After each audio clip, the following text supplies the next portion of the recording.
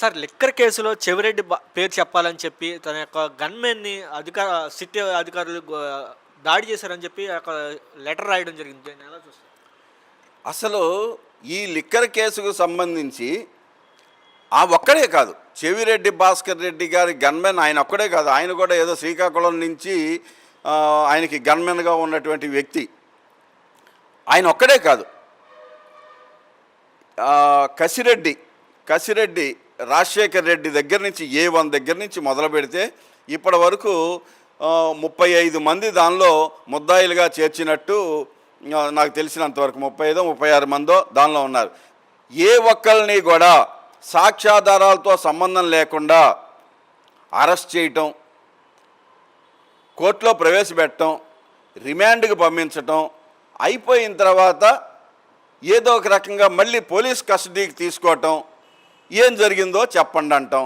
ఈ అందరినీ కూడా దీంతో పలానా ఆయనకి కసిరెడ్డి రాజశేఖర రెడ్డి గారి యొక్క పిఏ, ఆయనకి పాపం దాదాపుగా 27 ఏళ్ళు 26 ఏళ్ళు సుమారుగా, కొత్తగా పెళ్ళయింది, 3 నెలల క్రితమే పెళ్ళయింది అతన్ని కూడా అరెస్ట్ చేసి A30 కింద 30 ముద్దాయి కింద ఆయన్ని చేర్చి అరెస్ట్ చేశారు. 3 నెలల క్రితమే పెళ్ళైనటువంటి ఒక వ్యక్తిని, చిన్న కుర్రాడిని ఏంటి ఎందుకని అరెస్ట్ చేశారు? కసిరెడ్డి రాజశేఖర రెడ్డి గారు డబ్బులు తీసుకోమంటే తీసుకున్నానని చెప్పు రాయ్. కసిరెడ్డి రాజశేఖర రెడ్డి గారిని అరెస్ట్ చేశారు. చేసి వాళ్ళతో ఏమని చెప్పించి అడిగారు. దీనికి మన కృష్ణమోహన్ గారికి, మన సజ్జల రామకృష్ణారెడ్డి గారికి, జగన్మోహన్ రెడ్డి గారు వీళ్ళందరూ చెబితేనే నేను డబ్బులు వసూలు చేశానని చెప్పు రాయ్. ఇక్కడ అరెస్ట్ చేసిన వాళ్ళలో అందరినీ ప్రతి ఒక్కళ్ళ మీద ఒత్తిడి ఏంటంటే ఏదో రకంగా జగన్మోహన్ రెడ్డి పేరు చెప్పించాలి. వీళ్ళందరూ కలిపి జగన్మోహన్ రెడ్డి పేరు చెబితే ఆయన అరెస్ట్ చేయడానికి గ్రౌండ్ సిద్ధం చేసుకోవాలి. ఇది ఒకటే కారణం. ఈ ఒక్క కారణం చేత వీళ్ళందరినీ అరెస్ట్ చేస్తే వీళ్ళందరూ కూడా ఏ ఒక్కళ్ళు కూడా వాళ్ళు స్టేట్మెంట్ వీళ్ళు చెప్పిన విధంగా ఇవ్వలేదు, వాళ్ళు సంతకం పెట్టలేదు. వాళ్ళు సంతకం పెట్టని స్టేట్మెంట్లనే తీసుకొచ్చి కోర్టులో అప్పచెప్పి వాళ్ళు చెప్పినట్టుగా చెప్పించాలనే ప్రయత్నం చేశారు. ఈ కేసులో ఎవరిని అరెస్ట్ చేసినా ఏవి చేసినా కూడా చేయటం, వీళ్ళందరినీ కూడా అరెస్ట్ చేసి వీళ్ళ ద్వారా జగన్మోహన్ రెడ్డి ఉన్నాడు అనేటువంటి ఒక ఇది కల్పించడం, ఆయన అరెస్ట్ చేయడం అనేది ఈ కేసులో ఉన్నటువంటి తెలుగుదేశం పార్టీకి, గవర్నమెంట్కి, చంద్రబాబు నాయుడు గారికి చేస్తున్నటువంటి కుట్ర. ఈ కుట్రలో భాగమే ఇవాళ చెవిరెడ్డి భాస్కర్ రెడ్డి గారి పిఏ కదా గన్మెన్ని అరెస్ట్ చేసి తీసుకొని వచ్చి ఏదో రకంగా అరెస్ట్ చేయటం కాదు, ఇంట్రాగేషన్ పేరుతో ఆయన తీసుకొని వచ్చి ఆయన పేరు చెప్పు, చెవిరెడ్డి భాస్కర్ రెడ్డి పేరు చెప్పు 4 గన్మెన్లు ఉంటే 4గురిలో 3గురిని బలవంతంగా చెప్పించారు, సంతకాలు పెట్టించలేకపోయారు. కొట్టి విపరీతంగా నానా చిత్రహింసలు పెట్టి వాళ్ళు చెప్పినట్టుగానే రాశారు. అయితే ఈ 4వ వ్యక్తి మాత్రం, గన్మెన్ మాత్రం ఆయన డీజీపీకి కూడా లెటర్ రాసి నన్ను దారుణంగా బలవంతంగా కొట్టి హాస్పిటల్లో ఉండి నేను భరించలేనంతగా చేసి ఇవాళ మళ్ళీ స్టేట్మెంట్ ఇవ్వడానికి మళ్ళీ రమ్మనంటున్నారు. ఎవరో ఒకళ్ళు సెక్యూరిటీ లేకపోతే తప్ప నేను వెళ్ళేటువంటి పరిస్థితి లేదు అని చెప్పుకొని వాపోయినటువంటి పరిస్థితులు క్రియేట్ చేశారు అని అంటే తెలుగుదేశం పార్టీ ఎంత క్రూరంగా బిహేవ్ చేస్తుందో. ఇవాళ మళ్ళీ ఇప్పుడే అందినటువంటి వార్త ఏంటంటే బెంగళూరులో చెవిరెడ్డి భాస్కర్ రెడ్డి గారిని కూడా అరెస్ట్ చేశారనేది ఇప్పుడే అందినటువంటి వార్త. ఈయన అరెస్ట్ చేయటం కోసమే ఎంతమంది గన్మెన్లన్నా పట్టుకున్నా, వాళ్ళని చిత్రహింసలు చేసినా, మీరు ఆయన పేరు చెప్పండి అని చెప్పినా, ఇవన్నీ కూడా ఆయన అరెస్ట్ చేయటం కోసం, ఆయన ద్వారా మళ్ళీ ఇదంతా జగన్మోహన్ రెడ్డి గారే చేశారని అనిపించడం కోసం చేసినటువంటి కుట్రలో భాగమే. మీరు ఎన్నన్నా చేయండి, ఏమన్నా చేయండి, ఎంతమందినన్నా తీసుకురండి, ఆంధ్రప్రదేశ్లో ఉన్నటువంటి 40% పైగా జగన్మోహన్ రెడ్డి అభిమానులు ఎవరైతే ఉన్నారో వీళ్ళందరినీ అరెస్టు చేసి జైళ్ళల్లోకి పంపిద్దాం అనుకున్నా కూడా వీళ్ళందరూ చెప్పేది జగన్మోహన్ రెడ్డి మళ్ళీ ముఖ్యమంత్రి కావాలని, ఆయనే మళ్ళీ వస్తేనే తప్ప ఆంధ్రప్రదేశ్ బాగుపడదనే ఆలోచనలో ఉన్నారు. ఇది 40%, 50 అవుతుంది, 50, 60 అవుతుంది. నీ పీఠం కదలటం ఖాయం. ఇవాళ నువ్వు అలవాటు చేసినటువంటి విధానాలు ఏదైతే ఉన్నాయో, నువ్వు ఇంట్రడ్యూస్ చేసినటువంటి సిద్ధాంతాలు కానీ, ఇవాళ నువ్వు ఇంట్రడ్యూస్ చేసినటువంటి ఈ రెడ్ బుక్ రాజ్యాంగాలు ఏదైతే ఉన్నాయో అవి నీకు కూడా వర్తిస్తాయన్న సంగతి గుర్తుపెట్టుకోండి చంద్రబాబు నాయుడు గారు, అదే లోకేష్ నాయుడు గారు, ఇవి మీకు కూడా వర్తిస్తాయి. గతంలో 2-3 చరిత్రలు గుర్తుపెట్టుకోండి.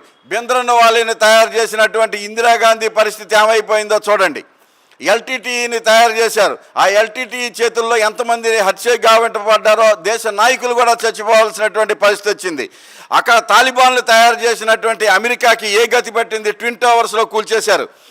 వాళ్ళు ఏ వ్యవస్థనైతే తయారు చేస్తారో అదే వ్యవస్థ వాళ్ళను కూడా కూల్చేసేటువంటి పరిస్థితి గతంలో మనం చూసాం. ఇవాళ నువ్వు రెడ్ బుక్ రాజ్యాంగం ద్వారా వ్యవస్థలను చేతుల్లోకి తీసుకొని నీకు ఇష్టం లేని వాళ్ళని ఎవరినైతే కుమ్మేయాలని నరకం చూపించాలని చేస్తున్నావో అదే వ్యవస్థ నిన్ను కూడా బలి తీసుకుంటుందన్న విషయాన్ని మాత్రం మీ ఇద్దరు గుర్తుపెట్టుకొని తీరాలని చెప్పి ఈ సందర్భంగా తెలియజేస్తున్నాను. కొన్ని మీడియాలు గతంలో లెక్క స్కామ్లో ఆధారాలు దొరికిపోయినాయి, అరెస్ట్ చేసేస్తారని చెప్పినటువంటి కొంతమంది జగన్మోహన్ రెడ్డి గారు అరెస్ట్ చేసే సిద్ధంగా ఉందన్నటువంటి మీడియాలు కొన్ని ఆధారాలు కూడా తారుమారు చేశారని చెప్పి అదే మీడియాలో వార్తలు రాయడం చూస్తున్నారు. ఎలా చూస్తున్నారు? ఇవన్నీ పచ్చి అబద్ధాలు. ఇది ఇప్పటి సంగతి కాదు. జగన్మోహన్ రెడ్డి గారు పాదయాత్ర చేయటానికన్నా ముందర, లేకపోతే ఈ పార్టీ వైఎస్ఆర్ కాంగ్రెస్ పార్టీ పెట్టడానికన్నా ముందర జగన్మోహన్ రెడ్డి గారిని ఏదో ఒక పేరు చెప్పి లోపలకు తోయటం కోసం తెలుగుదేశం పార్టీ కాంగ్రెస్ పార్టీ కుట్ర పన్ని 16 నెలలు జైల్లో పెట్టిన దగ్గర నుంచి ఈ కుట్రలు సాగుతూనే ఉన్నాయి. ఆ కుట్రల్లో భాగంగానే 1,00,000 కోట్ల రూపాయలు అవినీతి జరిగింది పుంకాలుగా ప్రతి పేపర్లోనూ రాశారు.